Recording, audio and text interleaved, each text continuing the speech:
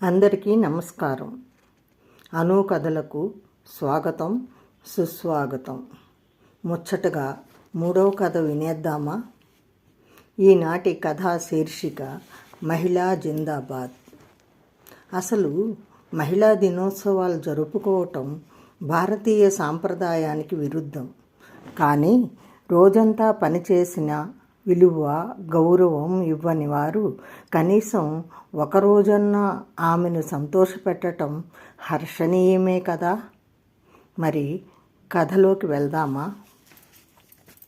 మహిళ జిందాబాద్. మార్చి 8 అంతర్జాతీయ మహిళా దినోత్సవం. ఉదయం నుంచి రేడియో, టీవీ, పేపర్లు ఎక్కడ చూసినా మహిళల గురించే. వాటన్నిటిలో పాలు పంచుకునే అవకాశమే లేదు. అంతా హడావిడి.